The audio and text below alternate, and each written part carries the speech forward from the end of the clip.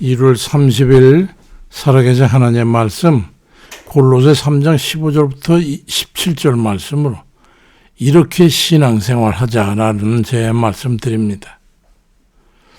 오늘 말씀은 사도 바울이 골로새 교인들에게 보낸 권면의 내용 중 일부인데 평온한 신앙생활에 어떻게 잘 신앙생활에 나갈 것이냐는 그 필요한 지침에 대해서 말씀합니다.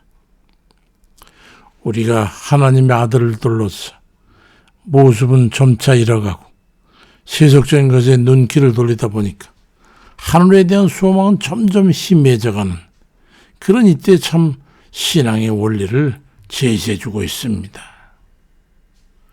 그리스도의 평강에 우리 마음을 맡기고 살아야 합니다.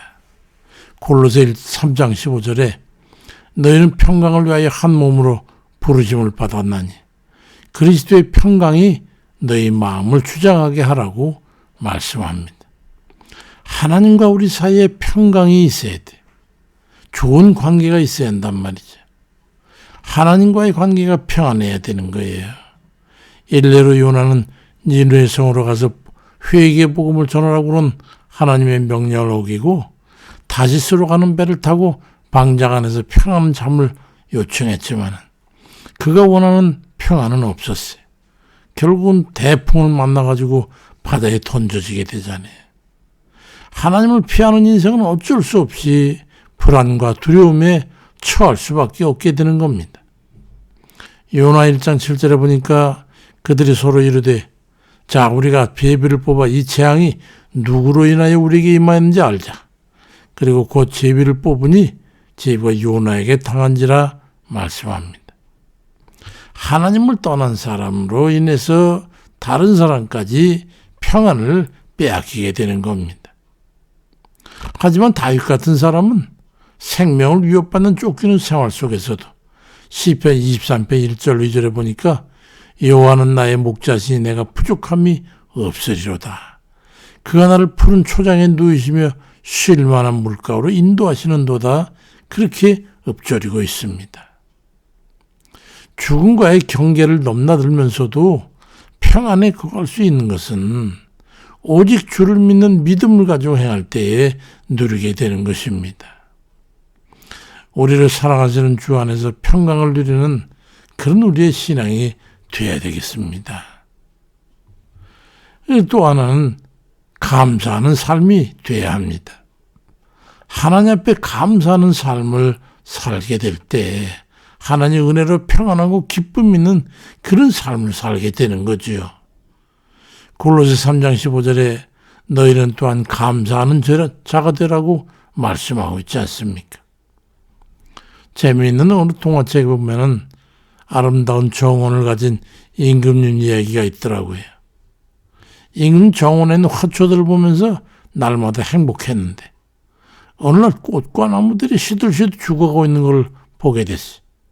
그래서 임금이 먼저 참나무에게 물었어요. 아니 왜 그렇게 애들 죽어가고 있느냐. 그러니까 나는 저기 멋진 전나무처럼 키도 늘씬하지 못하고 살아서 뭐 하겠습니까? 그 임금이 이번에 전나무에게 가서 물었어요. 아니 근데 넌 왜 힘이 그렇게 하나도 없느냐. 임금님 난 포도나무처럼 맛있는 열매를 맺을 수 없잖아요. 그 포도나무에게 물었어요. 임금님이 아끼시는 장미나무처럼 저는 아름다운 꽃을 피울 수가 없답니다. 그런데 발밑에 작은 제비꽃이 임금님 발 조심하세요.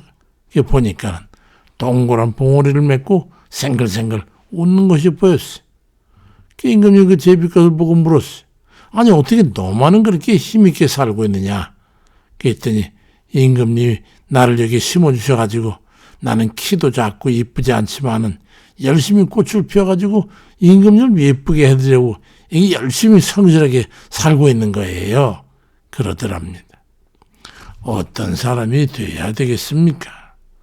비교 위의 의식을 가지고 살면 감사한 삶을 살 수가 없는 거지요. 행복한 사람이 없어요. 그러면 데살로니가전서 5장 18절에도 범사에 감사해라. 이것이 그리스도 예수 안에서 너희를 향한 하나님의 뜻이니라 말씀하고 있어요. 주 안에서 감사의 삶을 살아가시기를 주의 이름으로 축원드립니다. 또 하나는 그리스도의 말씀의 풍성이 거하는 그런 삶이어야 한다는 거예요. 어떤 사람은 신앙생활 30년이 됐는데도 성경책 한 권이 없다는 거예요. 그 어떻게 신앙생활? 교회 가면 교회에 성경책이 있고, 없으면 남에게 없을 때 시간도 없는데 이제 성경 읽을 시간도 없고 그렇다는. 그러니까 신앙생활이 어찌 되겠어요. 아모스 8장 11절에 양식이 없어 주림이 아니고 물이 없어 가람이 아니고 여호와의 말씀을 듣지 못한 기갈이라고 말씀. 기갈들은 그 신앙이 오죽하겠어요. 돌이 쇠 정에 맞아가지고 둥그러지고 모양을 변해가는 것처럼 말씀에 부딪히는 사람은 깨어져서 변화를 얻게 되는 거예요. 주의 말씀에 잠겨서 그 살아가는 삶이 되시기를 바랍니다. 그럴 때 위기에 닥쳤을 때나 낭망에 처했을 때나 힘이 없고 위로가 필요할 때 그 주의 말씀을 붙잡고 이겨내게 됩니다. 골로새 3장 16절에도 그리스도의 말씀이 너희 속에 풍성히 거하여 모든 지혜로 피차 권면하며 가르치라고 말씀하고 있어요. 하나님의 자녀들은 주의 말씀을 가까이 할 것입니다. 그리고 늘 묵상하기를 힘쓸 거예요. 인생의 길잡이가 되는 주의 말씀이 그 삶 속에 늘 촉촉하게 그렇게 젖어 있으길 주의 이름으로 축원합니다. 또한 네 번째, 항상 찬양하는 삶이 되시길 바랍니다. 크리스천 신문에 보니까 찬송가가 병치료 효과를 높여준다는 그런 논문의 글이 실려 있더군요. 사실 신령한 찬양을 들을 때 사울 왕이 악귀가 떠나가고 빌립보 감옥문에 열리게 되었음을 우리는 기억하잖아요.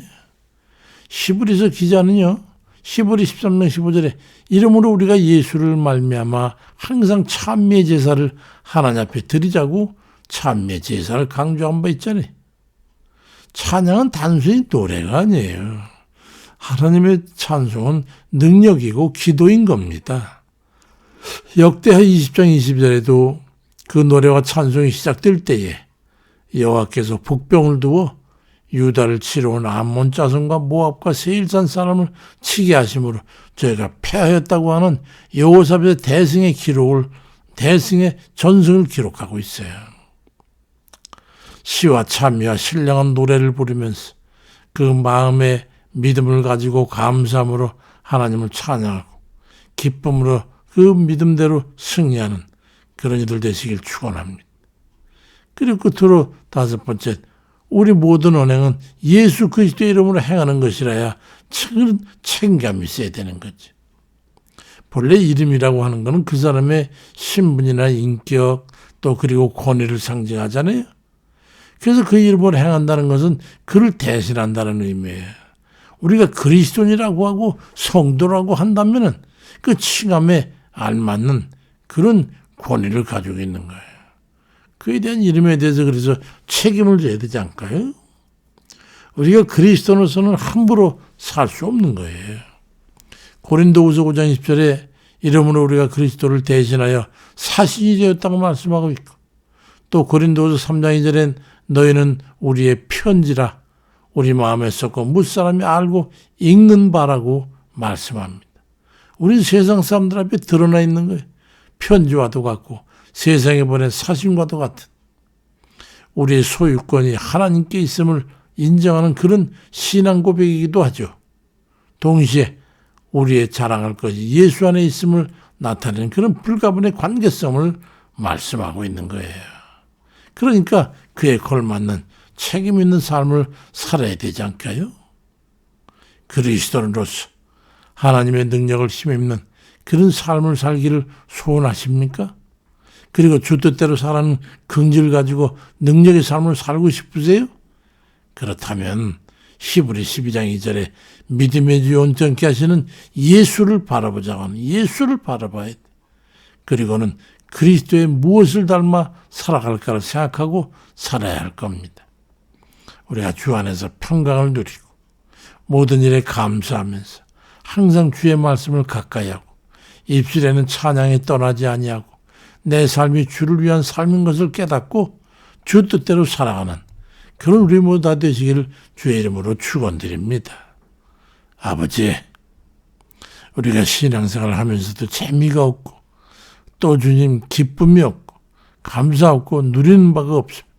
아버지, 우리 삶이 얼마나 삭막하고 그리고 힘이 없고 늘어지고 나태해지겠어요. 그렇지만 우리 주님은 신앙하는 우리의 삶은 항상 우리 주 안에서 힘이 있고 평강을 드리고 그리고 주님 삶에 감사가 있고 그것은 주님 오직 주의 말씀을 가까이 그 말씀을 믿고 신뢰하고 그 말씀대로 살아가는 우리 삶이 있기 때문이 아닌가 생각합니다. 아버지, 그러니 그 모든 우리의 믿음의 신앙을 입술을 찬양을 담고 아버지 슬플 때나 우레를 때나 고통스러울 때나 지금 언제나 주님 찬양하고 주를 불러 찾는 그런 우리 삶이 되었어. 아버지, 우리가 그리스도인으로서 아버지 백성으로서 주를 믿는 믿음의 자녀로서 세상의 능력의 삶을 살아가며 그들 앞에 눈앞에 사신으로서 편지로서의 삶을 살아갈 수 있도록 은혜를 베풀어 주세요. 그것이 우리가 그렇게 신앙생활을 해야 되는 것을 사도 바울을 통해서 우리에게 말씀하시니 우리가 그 삶을 아버지 답습에 살아갈 수 있도록 은혜를 베풀어 주시고 인도해 주시옵소서. 이 나라 백성이 참 이 나라가 너무 혼란스러운 가운데 있는 걸 아버지 아시지요. 주님께서 이를 판단하시고 인도해 주셔서 아버지 모든 일이 다 평화롭고 정말로 주의 진리 가운데 불의한 자들이 다 회멸되고 저들은 찾아도 살 수 없는 그런 불의 대인자들 같이 다 물러가고 떠나가고 이 땅에 주님 의롭고 아버지 하는 선한 이들이 자유롭게 살아갈 수 있는 그런 귀한 터전 되도록 도와주시고 불공 공산주의자들이 아버지 이 땅에서 다 몰아내고 아버지 바다에 다 떨어질 수 있도록 은혜 베푸시고 인도해 주옵소서. 공산주의와 우리 주님 믿는 그리스도인들이 함께 살 수 없는 것을 공존할 수 없는 세상인 것을 아시는 우리 하나님 아버지께서 공의로 판단해 주시고 그것들이 이 나라를 휘젓지 못하도록 막아주시옵소서. 예수 그리스도 이름으로 기도드립니다. 아멘입니다.